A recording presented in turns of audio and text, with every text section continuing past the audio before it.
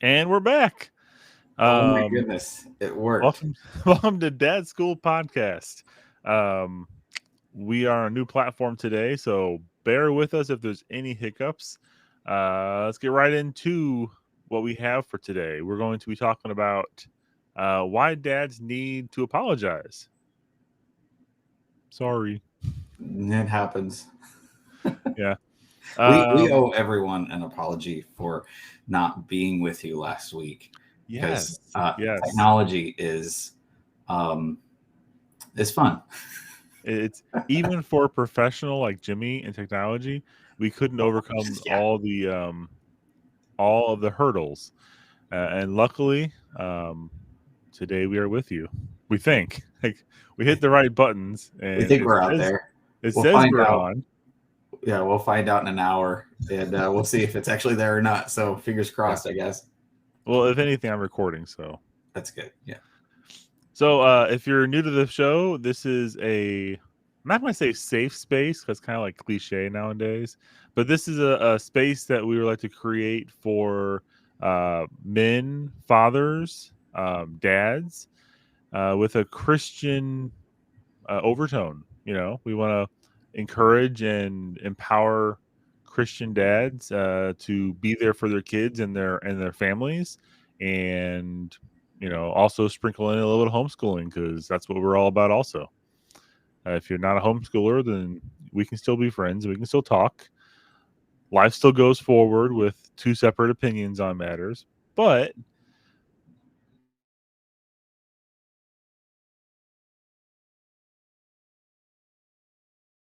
yes, oh yes.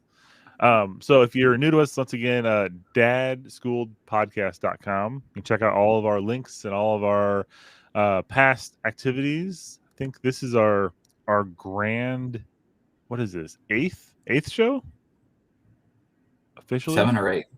Oh my Yeah. goodness. Yeah. Yes.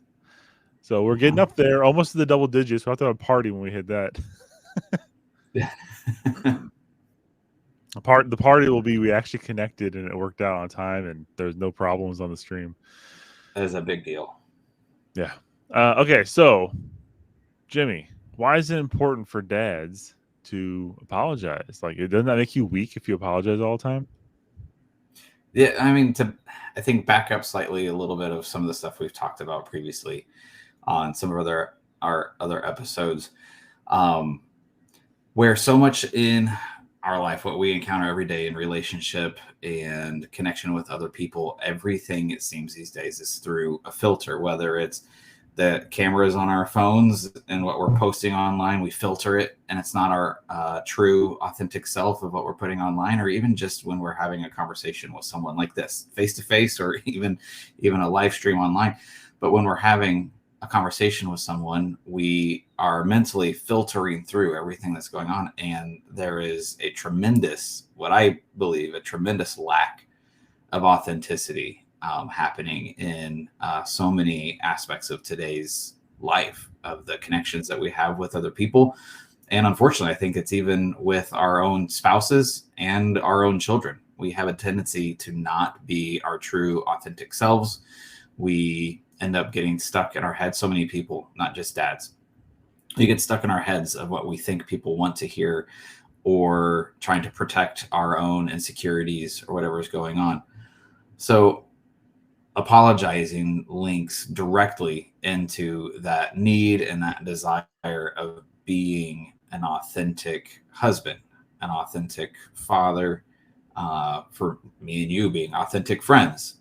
If someone were to say something, do something that is causing harm or discomfort, sometimes it could be difficult to take stock of, okay, what part did I play in this?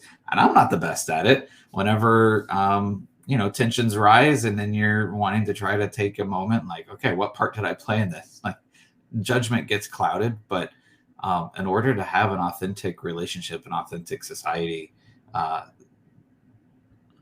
true, good, valuable apologizing is something that we, I think, need to practice more. Yeah, I definitely agree. I am not perfect. It comes to a shock. I know the masses out there collectively just gasped. Um, but I think actually, they all just logged off. yeah, no, I have a no, I do. Oh. I could use that one. They should take this button away from me. Uh, You have too much power. too much power. Um, but no, I'm not perfect, and anybody who knows me after a couple minutes of knowing me will realize that. And I try to be humble. Um, I fail at that too. So I mean, when you aren't perfect, and the Bible says we're not perfect, that's also a hard reality we all have to face. No matter how perfect you think you are or not, um, you need. What do you do? Like, how do you save, not save face, but like you can't operate in society going around thinking you're perfect and you're infallible, right? Because you make mistakes, and when you make those mistakes, you need to make them right, you know. And I'm talking not mistakes like you added this math problem incorrectly, mistakes like you hurt someone's feelings, mistakes like you were an ass, you know, to use crass words. Sorry, was that too harsh of words for our podcast? I don't know. But you were a mean person that made someone else feel less of a person they should feel. And it's not cool. No matter how big and buff you think you are, you don't have the right to be inconsiderate to somebody else like that, you know. So with that, you need to learn how to correct that. Identifying the problem is like a large part of it. Some people are incapable of just admitting that they made a mistake, and you're going to encounter those people. But you need, if you are able to identify that in yourself, hopefully you can do some self-reflecting.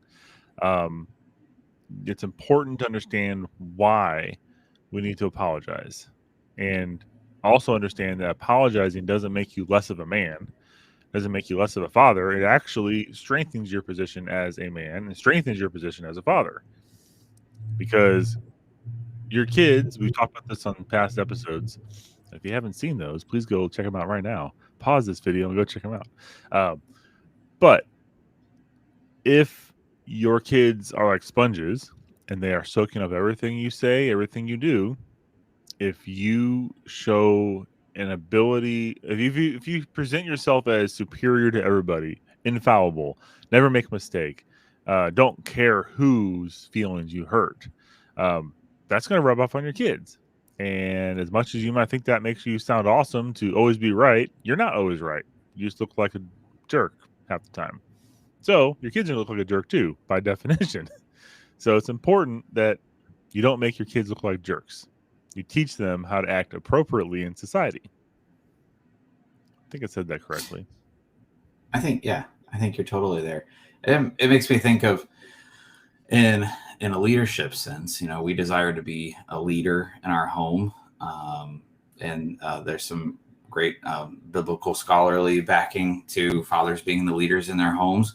But just from the pure aspect of just being a leader in general, whether it's with your spouse or your children or whoever, one of my favorite things that I've heard is, if you believe that you are leading others, but you turn around and look and no one is actually following you, then you're just out on a walk.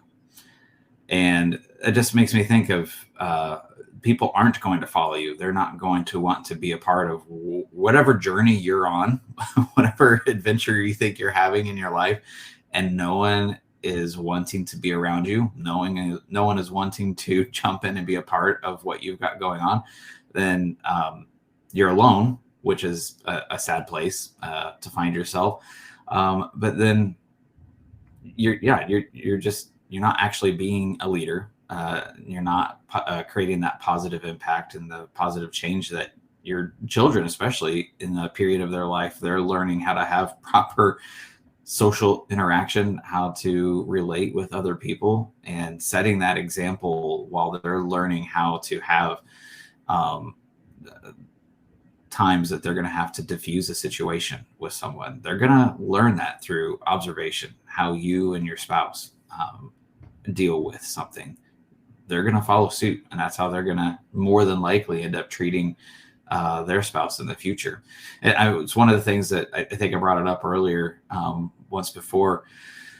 as our oldest is getting closer, still like decades away from dating. Like it's going to be a long ways off. But as it's Like 10 getting years. closer, yeah, yeah, as it's getting closer to eventually ever happening, that having that conversation of if there's a boy or someone that catches your eye, pay attention to the way that he is interacting with his parents, and especially pay attention to the way he's interacting with his mom, because chances are those are the skills that he's learning now of what relationship looks like, and that's what relationship will probably look like in the future for them, unless they have some tremendous growth and maturing outside of what's happening within their home, which can happen, absolutely, and obviously can happen. But their base layer is going to be built off of what they're experiencing in their home. And so, as dads, maybe we didn't have the greatest example, but if we have that opportunity right now, okay, let me take stock. And it could be sitting down at a coffee shop with a journal for a day or for an hour and just thinking through, what was my experience like? What did I experience? What did I see? What did I observe and learn from when I was a kid? What was this like? What was it modeled to me? Maybe you lived in a single parent home, and so you didn't have opportunity to see that between the spouse, but then how did your single parent model it to you? And then take stock of your own experience, but then also take stock of, okay, how am I currently acting with my family, with those who are important to me?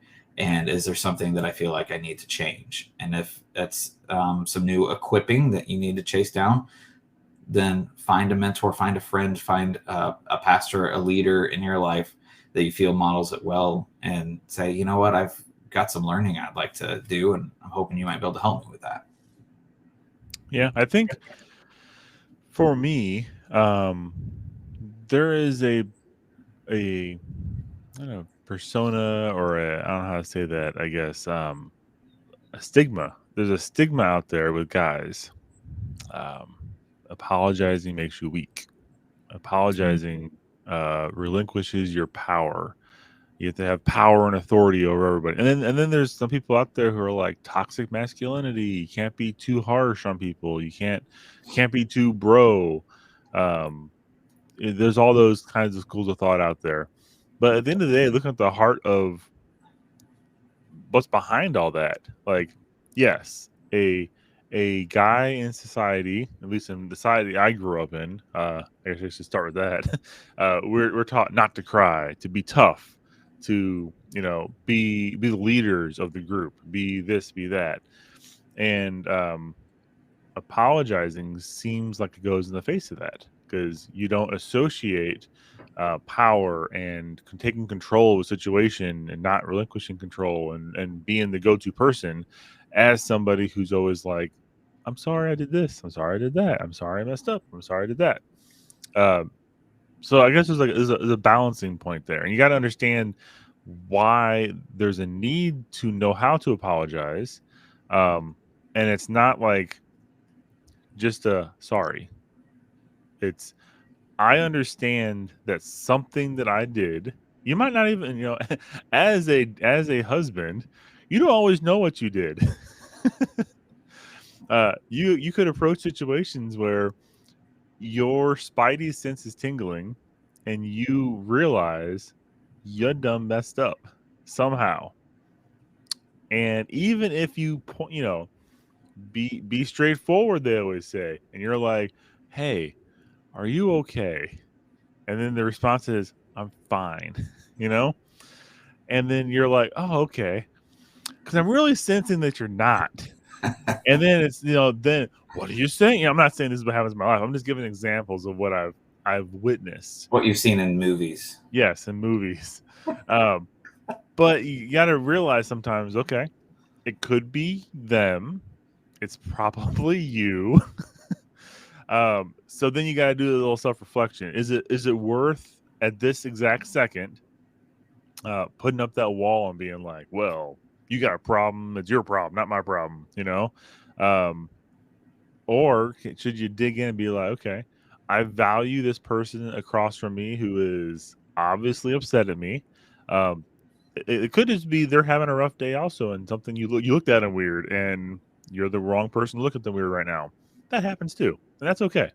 But if you did do something wrong, like you didn't clean something up, or you're just being a complete pig and you don't know that you didn't clean something up because you don't think about those things, which also happens. Um, it's okay to apologize for that, and not like a I'm sorry.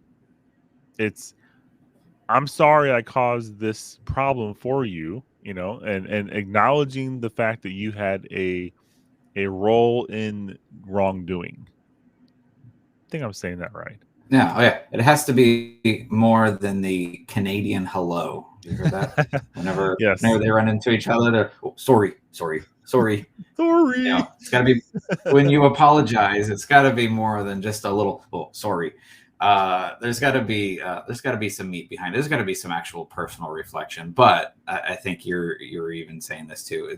It's not that you're necessarily taking full ownership of every single thing that ever happened, and you're just rolling over to continue being attacked or something. I think that's like Yeah. the fear that we oftentimes deal with is we're supposed to be armored up and the big tough guy, but if I show that soft underbelly, then I'm gonna get taken out, and I can't do that. But giving more than just a simple sorry is not that. You're not going to have intimacy without taking the sharp, pointy, stabby things, Not off true of your intimacy, at behavior. least. Not true Right. intimacy. Exactly. Like you Yeah. might have Yeah. a fake I'm in control, someone's hanging on me feeling, and you achieved your high for being the most powerful thing in the universe at that moment. But that's not true love or true intimacy. That's not long lasting. It's not going to be reciprocal. Like respect is reciprocal. It's not one sided. You can't be always respected and never dish any back out or have respect for somebody else. So Yeah. Oh, absolutely. That's reciprocating a relationship. That's absolutely a key to anything. Any of this with your spouse, your child, coworkers, whatever you got going on. If you're not giving teacher back and forth, reciprocating dad. Isn't that what we're talking about? got to work on that. Yeah. I want to do Walt edition. It's out there somewhere. Yes. Um so yeah, so I guess I'm still hung up on that whole like the powerful image of a man. And because I know people in my life who have that idea in their head that I am a man, I deserve to have this. I have seen individuals in relationships around me, um, be that husband who comes home and wants to have a steak dinner being prepared, and they want to sit down in their chair, have a beer put in their hand, and they want to sit in their chair and watch their show. And that's the mentality of everyone serves me. I value possessions over relationships and long lasting things. Those people build up their treasures on this earth instead of heavenly treasures. It's very obvious when you see that. Um, while also not judging, because that's not our place either. But it's very obvious when you don't see the fruits of the spirit sometimes. And this is one of the big ones, like being humble, not being arrogant. That's a big one. You can't go around thinking you're almighty because you're not. So I just kind of want to hit that point home that it's not unmanly. It's not demasculating. Is that a word? To apologize. Emasculating. Demasculating. Yeah, there. Thank you. Making up words on this. Yeah. Yeah. But Well, and it's like if you overly there's always sorry, if you overly, that's the opposite. Like you do know people in life who are always like timid and they're reserved, and that's like the stereotypical. You don't want to be like them either because they're apologizing for everything, and it's not going to even say a balance. It's learning why you apologize. That's I think the thing that's missing because some people are just whatever happened in their life, they have a reason that they're like that. I get it. Um, maybe they just never learned that that's how you act. But if you always go around saying sorry for this and sorry for that, then sorry holds no weight and it doesn't mean anything. It's just something you say when you bump into somebody. It's like sorry. Mhm. It's like the tropes that are out there, Mm-hmm. that we see in TV and movies and stuff. That there's like the king of the castle dad, like you were kind of pointing out, where it's just come home, crash on the couch, and everything should be done for me. That's like the Homer Simpson kind of, Yes. uh, or Archie Bunker, sort of, from All in the Family, if you want to go back even further. And then there's the dad that's just the idiot, that can't ever do anything right. He's well meaning, but all of the problems in the house are just because, dad's a fool. But hey, we can solve it in 30 minutes, that Like sort of Tim the thing. Toolman Ah, Taylor. Perfect example. exactly. I love that Perfect. show growing up, but he was always painted as the class clown idiot. Somehow had a Uh-huh. huge hot rod in his garage he knew everything about and can name off all engine parts. But when it came to relationship, he was terrible. Yeah, yeah. And there's a certain truth that there, for some people, that's what was modeled to them by watching what they saw on TV, and they end up thinking, oh, this is what fatherhood, this is what marriage, looks like. And it does, in a way. It seeps into that public accepted, consciousness of what relationship, what marriage looks like. And it's silly to say that a TV show could have that sort of impact, but in a small certain way it did. And there were a large number of dads that end up just kind of becoming a recluse because they don't want to, be the one that causes all the problems in their home. So they end up just kind of creating their own little shell. We see the rise of the popular, man cave idea, where, I'm going to have my space, and that having a space where you can have your buds over and have a good time. Sure, yeah, yeah. But if that's where you live, I mean, if that's, you're never actually interacting with your family, and you have your own little retreat away from everyone else. Like, okay, I go to work and I bring in the money, and then when I come home, I'm going to retreat into my space, and this is Mm-hmm. my area. Kids don't come in, spouse don't come in unless you're vacuuming. Like, Because I um, deserve this place. It's mine. right, like, yeah, that's not, that's not the sort of home and life that I want to be a part of. But there's people who, uh, deeply fight to keep that, that they Mm-hmm. want that reality. And maybe it's because they've been hurt, and having the walls come down and being their authentic self, they think, if I have to remove this armor to be authentic with someone, that I might get hurt, I might get, the pains of, truth, and I don't want to deal with that. So I'm just going to stay down here in my own little shell, and, protect myself away from other people. That is an existence of living life. That's not an existence of life that I want to chase after. Right. So we talked about why it's important that you should apologize. And we're using the word apologize loosely here. It can have a lot, different situations have different needs of a response. Every solution is not solved by simply just saying sorry. A lot of times, it's actions are going to speak a lot louder than words. The old adage, and actually your mistake, changing your behavior that was the mistake. That is a big part of this. You can't say sorry and then go back to doing exactly what you're doing wrong in the first place.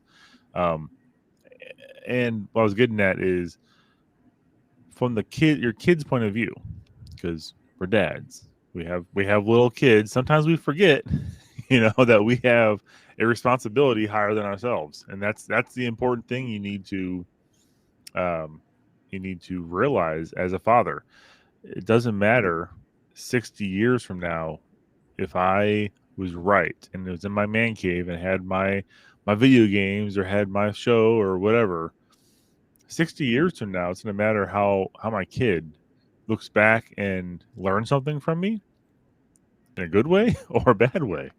Does he look back at me and say, he or she look back at me and say, man, my dad was great, and not because he was powerful and had all cool things in his office. He was great because he really showed me the things I needed to be shown, and it prepared me later on in life. Like, we all have that moment, right? You have that moment where you're like, man, I wish I knew that growing up. Man, I wish someone taught me how to do taxes in school. because they don't. And you look back at those situations, and it's easy to play a blame game, but in reality, like um, at a young age, your upbringing is a lot your parents' responsibility. And if they have a lack of something they didn't show you, or they showed you the wrong things, it sets you back. It could put you leaps and bounds back socially from where you need to be, in how you interact with people. So, as a dad, apologies are actually very important. Um, like you said before, our kids look at how we treat our spouses, how I treat their mom, my girls, will look for that in their own spouse someday. If I am shouting, screaming, slamming doors, which TV shows taught us to do that too. If I'm slamming doors and stomping around the house, my girls are going to expect that that's just how arguments happen. And when they get mad and they have an argument with their future somebody, they're going to stomp around, scream, and slam doors, and expect that that's what happens to them too. As silly as it sounds, that's what happens. Like, it's gonna be, oh, that's normal. Everyone slams doors if they're upset. But if you are raised in a family or an environment that uh, does not do that, it might surprise you to hear that they won't expect that, and they'll find that as weird, disrespectful, and odd behavior if someone stomps around and raises their voice and slams the door, which is what you want. That is not normal behavior. And if Right. you're stomping around right now and slamming doors when you hear this, maybe you should do a little sit down and think about where you are in life kind of scenario. And there's probably some fear out there for maybe one or two of our listeners, or maybe the thousands of our listeners, that I'm just too deep in this, too far in my life, that I can't change. There's no hope for me or anything like that. But the truth of the matter is, there absolutely is hope, and it's something that can be tackled. It can be dealt with, and God can do miraculous things. And I can speak from not my own experience that I got to witness, because it happened before I was born, but even in my own family, my dad, when he got out of high school, my parents got married real soon out of high school. My dad joined the Navy, was in the Navy for several years. When he left the Navy, they came back to Missouri, in the Kansas City area, and my dad was just kind of a rough and tumble, straight out of the military. Just kind of had a really rough exterior, that crusty shell, that we kind of talked about a little bit. And from the stories I've heard and understandings I had, just life at home was not the most pleasant experience for pretty much everyone. But my mom never stopped praying, and she never stopped loving. And there was a day and a time where it seemed like things were going to just be done. Just the marriage was going to end. And my dad, miraculously, as he, I think, was in the midst of getting ready to just say, this is it, we're done, sort of thing, he heard a voice say, no, go sit down with your wife, go sit down and pray. So he goes in and he sits down and goes, you're not going to believe this, but I'm supposed to pray with you right now. And they do. They pray. And from that moment forward, it wasn't perfect. My dad was never a perfect, and he is not a perfect guy, as none of us are. But their life changed. And right after, he's like, you know what? I think I'm supposed to be a pastor. So my mom's just like, okay, like, this is a very big change from where we were like an hour ago. And now you're going to be a pastor. And he did. He went to seminary. He went to college. He had no college education first, but he went to school, studied hard, went through seminary, got his degree, became a pastor, became a missionary. He from my experience, because I was born after this event happened, but from my experience, he was a very devoted, very caring, very giving father. And I got to have an amazing example modeled for me, but it very, very closely could have been a different situation, a totally different scenario for our home, for our family. But because of the hope that Christ provides, our story was different. And so even if your marriage, your home isn't to that breaking point, but it's just uncomfortable. Maybe you're dealing with that. It could still change, and it takes that humility of not only coming before your spouse and saying, hey, I was wrong, I apologize, but coming before the King of creation and saying, you know what, I'm humbling myself before you, and you're the one that can change me. I need to let go. How can you do this? How can we do this? And that's what's gonna bring about change and transformation, and set you on a new trajectory. That's it. That's the only place that can come from. And you don't have to wait for somebody to tell you, hey, uh, insert your name here, you're messing up and your life is over. Your relationship's over.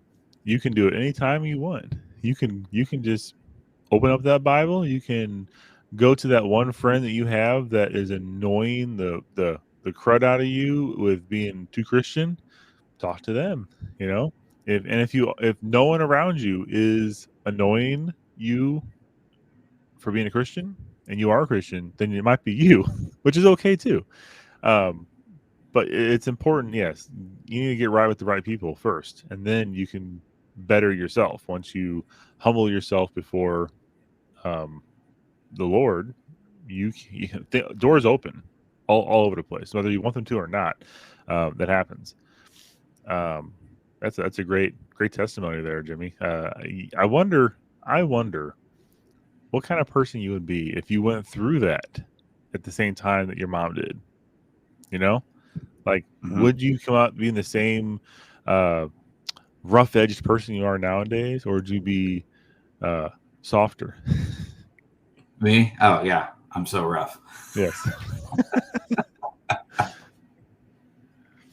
I mean, I can see this like not the same, but I can see like definitely how generationally and just how all that is expected in olden relationships. I guess I'm trying to say because my father, he was very much he had a hard upbringing with his dad was more on the alcoholic side, very stereotypical, abusive in that sense. And my dad turned out great because of that. He endured and went through all that hardship. Now, his walk with the Lord isn't up to what you just said. I mean, I think he's still working through some things, um, but it did set me on I guess I can't say it set me on the right path from childhood because I went straight to atheism out of college, but it gave me a foundation that at least I wasn't oblivious to what's out there. What I'm saying, and but besides that, my dad was great to my mom. He still is. Like he definitely modeled like you don't sit there and shout at each other. You don't have arguments. I mean, they disagreed, but they didn't openly fight and disrespect each other, which was the important thing. Like in a relationship, you need to respect your spouse. And some people like you ever encounter those people in public, Jimmy, who are just like bad mouthing each other left and right, calling each other names and whatnot, and they're all laughing it off like this is how we talk to each other. Like, but what does that do to you? Like deep down Mm-hmm. over time, like you might think you're a tough person, but being called certain words and certain names jokingly like all your life, that the fact that you think that's normal is proof that something's messed up. Mm-hmm. Yeah, that's not I, speaking to your true identity at all. no, no. Oh, okay. I think I'm taking us down the dark, not the dark, but the pathway not associated with today's topic. So bringing us back in, um, from your kids' point of view, what benefit do your kids get from a dad that if they're wrong about something, including like, hey, I treated you poorly right now. You're a kid. I acknowledge that. I'm the adult. You should listen to me. But how I handled that situation a moment ago when I yelled at you for not doing something that really doesn't matter, um, how as a dad do you talk to your kids is the question here. And is it the same as talking to your wife? Like your wife and you might disagree on something, But your kids and you will always disagree on everything as they get older until they get to a certain age in their best bed. But yeah, it's if you did it right. But you can't. It's not the same. You can't approach your kids like, "Oh, I'm sorry, I was wrong. You're right. You're right. I'm wrong. I'm sorry." Kind of scenario, which is not how you should treat your wife either. But that's like the people think that's normal. But your kids need correction, and they need a father that understands that I just talked to you incorrectly. And even if the message is clear that you are wrong and you did something wrong, kid, I still need to make things right with you sometimes. Right? I can't just belt out, pick your shoes up, you turd, and expect them to go on life and be like, my dad thinks I'm a turd and I had my shoes in the wrong spot. This is the greatest day ever. No, sometimes you should stop and be like, hey, your shoes were in the wrong place. You've been told several times that's not appropriate. I was a little upset walking past you a second ago because I saw that once again. I got frustrated. It wasn't right of me to yell at you and call you the horrible T word, but you also need to realize you're wrong. But I'm acknowledging that maybe I took that a little harsher than I should have. Nothing's wrong with that. That didn't demasculine me at all. It didn't make me a horrible dad. In fact, it showed that dad is capable of compassion, capable of thinking outside of my man cave. For me, I find it's harder to apologize to my kids than it is my spouse. Really? Yeah. So give me an example. Why my wife. Yeah, my wife. Yeah. Real life example. No, my wife and I mean, we're partners. We're teammates. It's I feel we're side by side. And so for me, apologizing to her is one thing. As hard as it is for me more often than it should be, being partners in life, it's easier when it's someone who, we see each other on the same level. Now, you don't always agree with your wife, right? Let's just make sure that's out there. No. And... no. Like 50-50 or talking like 40-60? No, we're not going to throw a number on that. No. But so it's easier. It's still not always easy, but it's easier to apologize when it's my wife. But with my kids, and this is the mental gymnastics I put myself through with my kids. I'm supposed to be their authority. I'm supposed to be the one they look up to. And I know I end up making it harder that allowing myself to come to a place of humility when I'm supposed to be the one in charge. I'm supposed to be the one that sets that great example that they're supposed to look up to. And whenever I fail in that regard, and for me, it's usually most oftentimes, it's like I have a hard time saying no to things. I say yes to, add these to my to-do list sort of thing, or just whatever, making promises that I can't in any sort of fashion expect to achieve every single thing I say yes to, and I end up over promising, and I have to come back and I know I said that we were gonna go do this thing this week, or we were gonna spend some time working on such and such, and time got away from me, or I got distracted working on something else, and I have to come back and I have to apologize because I gave them my word, or I gave them a promise and said, this is something we're going to do together. We're going to have this time. We're going to spend this time together. And for whatever reason, I let them down. I fail in that regard.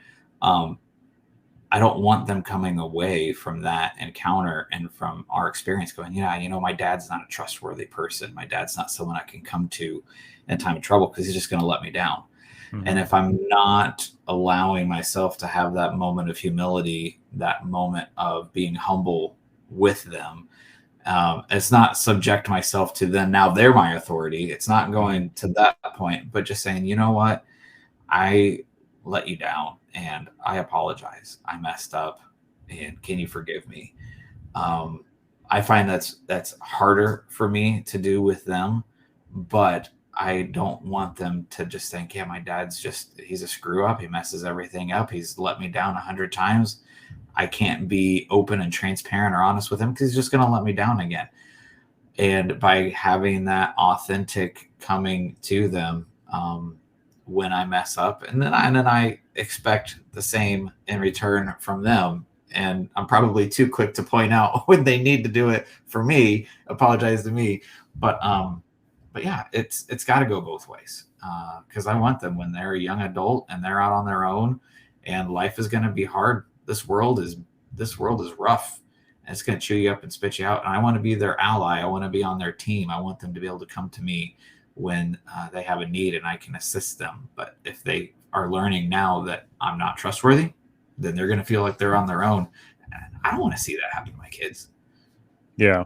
And while you're saying that, it got me thinking, like it's when dealing with your kids, it is more than just I'm sorry I messed our time up. But not messed our time up. I mean, like, the example you gave hits home for me because I, like most dads probably out there, I'm pretty busy. I mean, it might not appear always to my wife, but I do have a lot of things I'm involved in. I do have a lot of things that I want to do, and maybe sometimes they are selfish things that I shouldn't be doing. Who knows? But the point is, I have an agenda in my mind when I'm doing something, and one of your kids coming up to you and saying, "Hey, will you play with me?" as a simple request, a dad, depending where you're at in your life at this moment, for me, that's a tricky one. That's a hard one because, like, of course, I want to play with my kid. I want them to be like, "Yay, dad plays with me," and that's my 6-year-old talking, or my 13-year-old is like, "Yay, my dad talks with me," or my dad plays with me. But I don't want them to be like, my dad never has time for me. That's like the heartstring tugging for me is like, he doesn't have time for me. He doesn't want to make time for me. So I'm conscious about that. So every now and then, I will be like, yeah, sure, let's do this. Let's plan on doing this tomorrow. We'll doing this tomorrow. And this is what I'm coming back to your point because that was not anything you talked about. If I have to break that promise, if life happens, like this happens to me actually with my oldest a lot, or my youngest, it happens to me a lot, I guess. I mean, I'm just bad at this. I'll say, yeah, tomorrow we'll play this game, and then tomorrow happens and life happens, something pops up. The kids don't get to sleep fast enough, so my oldest and I can't watch a video late at night because it's just like 11:30 at night, and it's like, okay, people are finally in bed. We're gonna start our show at 11:30. That's not really feasible. Not smart. We could, and we have before, but it gets really late, and Dad falls asleep on the couch, missing half the episode, and it's terrible. Yeah. So back to what you're saying, just simply saying sorry doesn't cut it sometimes. Like, you need to, like, just saying sorry, it's not fixing the problem. But you gotta address the issue as well, and you gotta change your own heart. You gotta change your own ways. You gotta not demonstrate a repeatable offense that can be band-aided by sorry, because that's what you'll become if you keep on just like, sorry, I broke my promise with you, and then they're like, oh, Dad, I knew you were going to anyways. That was what's going to happen. I knew you never gonna have time for me anyways. It's okay, thanks for saying sorry. And it just comes a little thing you say. Like, you need to be careful. If you have those situations, like I've just identified in my own life, of repeat offenders of, you can't keep your promise because scheduling or whatnot. Maybe you just need to adjust your life so you can, or make it a point to do things extra with your kids. So that's not always the case. That's why my default is a lot of times is no when someone asks me if I can do something, because I know I can't. They're like, you have time to do this? No, I'm in the middle of this. I have these things that pop up, and then that's a whole nother issue you run into of, Dad doesn't have time for me. It's like, can't win. You have time for him and you break your promise, or you don't have time for him and you're just a dirtbag. Man, that got deep fast. That finding that balance, that's always a tricky one, and it probably always will be. Yes. Yeah, but like, so I'm sure everyone here, that's all three people in this this stream, can think of somebody in their lives. 3,000. 3,000. Yeah, maybe that's a K behind there. Is that a K or an M? Yeah, I think it is. M. There are 3 people who can think in their lives that somebody will avoid owning their mistakes. Someone will avoid excuses, or they'll make any excuse. I mean, just to not say sorry and to not be the person that's wrong. And that's Is that the kind of person you want to be? Really? Like, do you want to be the person that people think about and they're like, oh, you know, it has to be Josh's way or it's the highway. And Josh is unbendable. You know, he never makes a mistake. He always has to have his way. You know, avoid Josh. That's what's going to happen. You know, people will just avoid Josh. I was like, I mean, I had a boss one time that their version of apology was, "I'm sorry that you did this wrong, Yes. that Yes. you The messed this underhanded, up." No, the, no, what that's not an apology. again, gaslighting people or Right. passive aggressive. Like I'm pretty passive aggressive in most things I say in life. Um, but it is important. That if you know that about yourself or not, you should at least recognize those signs. Saying sorry shouldn't include blaming somebody else. Like, I'm sorry you Mhm. can't figure out how to put your shoes away. You know, that's not the right way to do that. You said the words, but you didn't really mean what they meant. Yeah. Yeah. Okay. Yeah. So, um, perfection, Jimmy. Are we perfect in our fatherhoods? Me and you, absolutely. Okay. We've got this down. That's why we have this show. Yeah, obviously we're at the peak pinnacle of our fatherhoods, and that's why our cup overfloweth, and that's why we are on here. Um Yeah. spewing out our wise words to the masses of three. Yeah.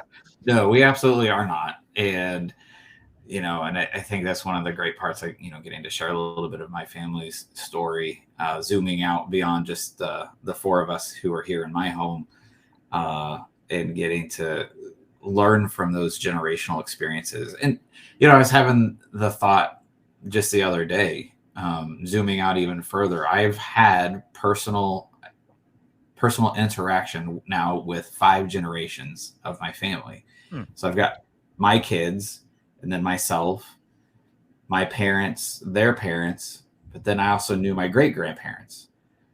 So Hmm. I've known and had personal interaction with five generations that are in my lineage. And, I pray that I get to see at least another one or maybe two more, would be awesome.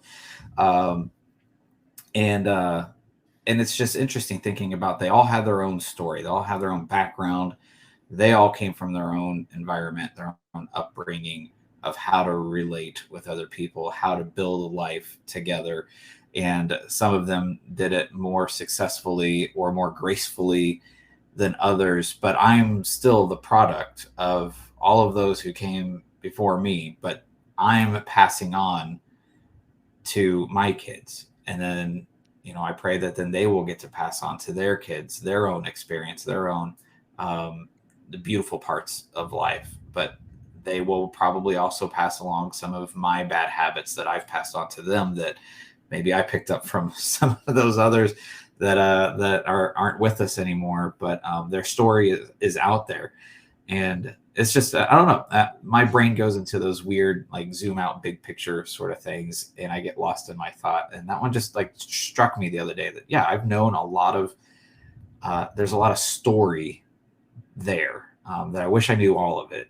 But Hmm. there's, where can I learn from that, where can I grow from that? And part of that realization is perfection was not part of any of those stories. It's not going to be part of mine.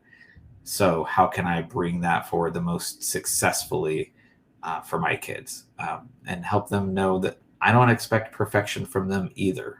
They're going to make mistakes, and I'm going to be okay with that. I'm not going to blow up at them. And I want them to be able to come to me, and not feel like their life is going to end whenever they make a mistake, that they can come to me and it's going to be safe to come to dad even when you messed up, and we're going to work it out together. And there might be some consequences, there might be some punishment, but it's safe. Everything's going to be okay. We'll work it out together. Yeah, being the authority of your household um, doesn't mean the iron fist. Being the authority of your household means that although it might not look perfect, although you might not have all the answers, um, you know where to find the answers. you can direct people the right way, and you can show them um, that you're not like that's a big thing. Like showing somebody that you are not perfect, showing somebody that you might have messed up, and showing them how to correct it is very valuable. It's how our kids will learn that. It's how we grow as individuals, and it's very important. I feel to at least you don't have to have the answers, but you should have the answers enough to control the narrative. If that makes sense. Like you can say I don't know on any topic, but I know how to look it up, and I know what to do to solve this problem. And if that looks like getting together and working out a problem that your family's having, that's what you do. You sit down and you work out the problem. You address the issues of behavioral or stubbornness. But like you said, we're not perfect. I'm definitely not perfect, and my legacy is going to be one of I hope he didn't kill himself in some stupid way with something he was doing. That's my like biggest hope is years like tens of years down the road, they're like, man, great grandpa, he sure knew how to live life, and he was a great guy. Not because I want to be like remembered because I'm a great guy. I just don't want to be remembered as that idiot who like blew himself up in the garage or did something dumb and or back talked to the wrong person and got knifed. I don't know. It's just throwing examples out of how One I of don't my want to die. greatest one of my greatest fears is being the winner of a Darwin Award. I don't want to be known Yes. as the winner of a Darwin Yes. Award. For those of you who don't know what that is, you should look it up. It's fun. Not Proved gravity works yet again. fun. Yet again, it always wins. Yep.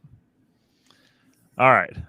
So as always in our shows, if you have questions, comments, concerns, if you just want to apologize, practice apologizing.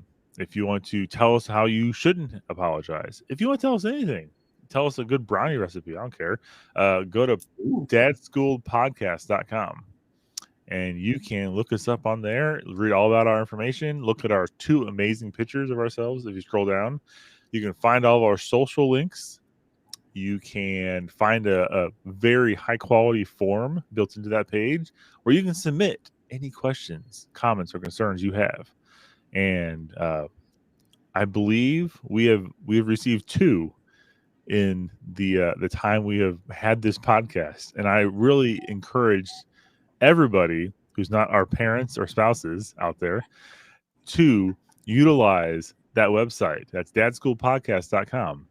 And just ask us questions. Share this with if you're a mom out there and you somehow randomly got two dudes on your phone or email and you're like, why are I listening to these guys? We're meant for your husbands. Send us to your husbands and then make them listen to us, and I'm pretty sure they'll fall in love with us and we'll be best buds. I guarantee it. They'll at least disagree or agree with us on something. Disc golf together or something. Yeah. Yeah. So we're gonna be here, and you can't get rid of us. But go to dadschoolpodcast.com and fill something out. Get into the community. I think we're at time though, Jimmy. I think so. As fun as this was, as much of a roller coaster as this topic was, I know I had my moments, and so did you. Yeah. We can do this again next week, hopefully. I hope so. Next week's gonna be a great episode. You guys don't want to miss it. Oh yeah. Or the week after that. Actually, next week next week I won't miss. The week after that I will miss. I'm going to Vegas for work trip. So everyone can log in and stare at me for an hour.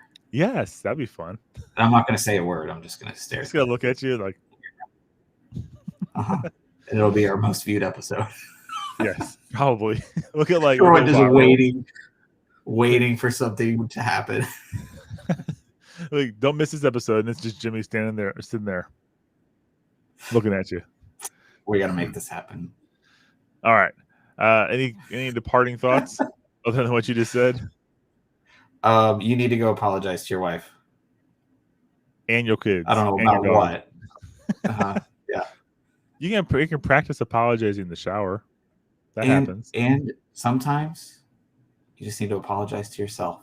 Yeah, definitely. Yeah, if you make yourself cry when you're apologizing, you're doing it right. Doing it right. All right, take care. See you next week.